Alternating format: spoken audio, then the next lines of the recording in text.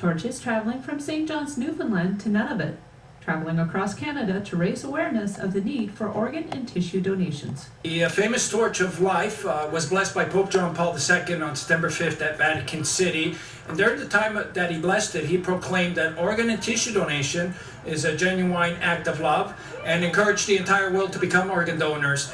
And he also encouraged me, when I go back to Canada, to bring it to the youth to carry in an effort to, inform every Canadian about the importance of organ and tissue donation. So we're kind of like all the spokespeople, all these students. And since we started the campaign in St. John's, October 1st, it's been carried passionately by students, and today it's arrived in Castlegar, and Alex Yule is the student chosen to represent Castlegar. It feels like an honor. It's really cool that we just watched a video of how kids all across Canada have held the same torch, and it's been blessed by the Pope, so it's just really a big honor. It's a really important cause, and I think it's so easy to just sign up to do this, and it's not a big deal, and you don't need your organs after you die, so it's not a big problem, and I think just more people need to do this. George Marcello is a transplant recipient and knows firsthand just how vital tissue and organ donation is. We're trying to reach every Canadian to become an organ donor.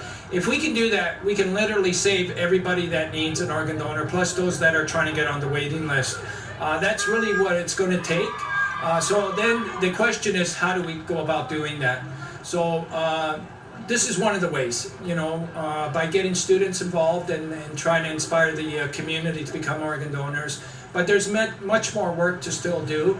But that's our answer. How do we reach everybody to become an organ donor? And people that are on the waiting list, there's over 4,000, and people that are trying to get on the waiting list, like Robin, which people don't know about. They don't know that there's thousands of people trying to get on the waiting list.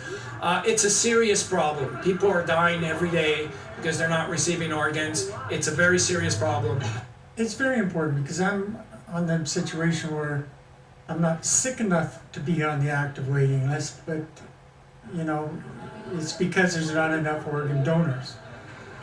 They usually give a year and a half to live before you put you on the active waiting list, so my situation is max 5 years, but if there was more organ donations, and they'd extend that period, because it's better to get the transplant when you're healthy rather than when you're sicker. To register to become a tissue and organ donor, you can go online to transplantbc.bc.ca. For Shaw TV, I'm Jennifer Waldy.